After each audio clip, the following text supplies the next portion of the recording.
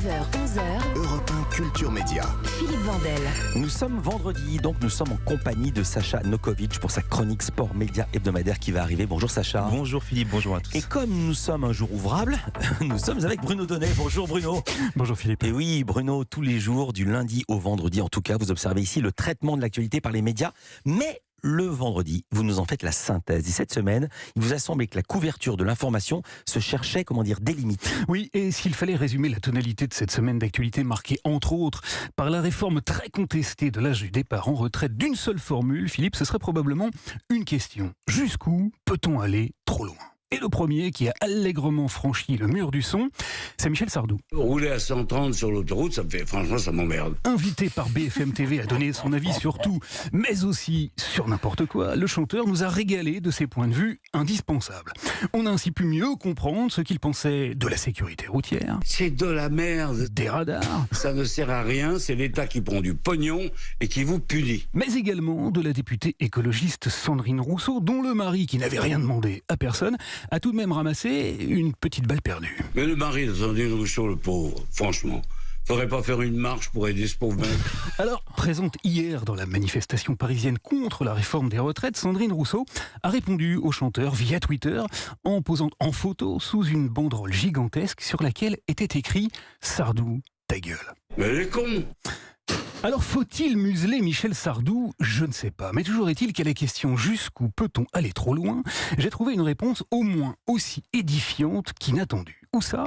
Eh bien dans un reportage aperçu dans le 20h de France 2. Car figurez-vous que le fabricant de yaourt Danone, devenu très chatouilleux sur la question sensible du greenwashing, vient tout juste de décider de prendre le taureau par les cornes. Pour réduire le bilan carbone de ces yaourts faits au lait de vache, le géant de l'alimentation Danone a demandé aux éleveurs de trouver des solutions. Danone a demandé aux éleveurs de bien vouloir diminuer la quantité de méthane que les vaches rejettent dans l'atmosphère en ruminant ou en flatulant. Alors, je vous jure que tout ceci est vrai. Une société vient de trouver la solution. Une entreprise britannique vient de mettre au point ce casque afin de recycler les rots des animaux. Elle fait porter des casques aux vaches.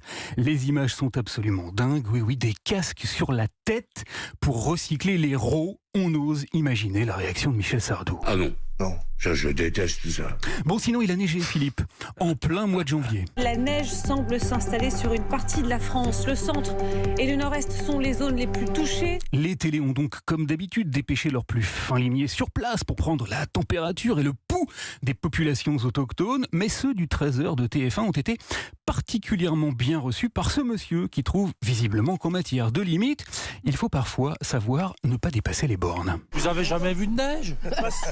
En hiver, c'est normal. Ici, c'est tout à fait normal.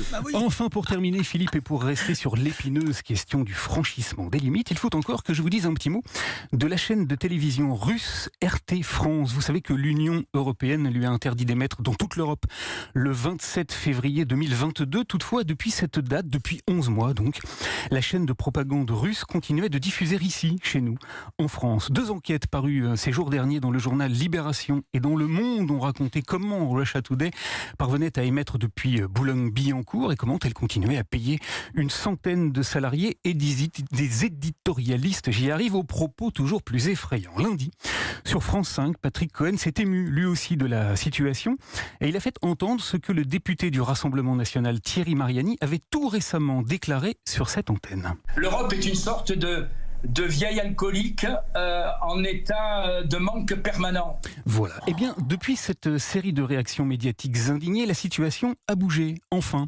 Eh oui, on l'a appris hier, le compte bancaire de la chaîne russe a été bloqué par la Direction générale du Trésor en France. Russia Today ne peut donc plus payer ni ses salariés ni ses prestataires et elle devrait donc fermer son antenne très prochainement. Il aura tout de même fallu attendre 11 mois et 2 enquêtes journalistiques édifiantes pour que l'Europe et la France prennent des mesures et mettent enfin, il était temps, des bornes aux limites. Mettre des bornes aux limites. Merci beaucoup Bruno Donnet, bon week-end, à lundi.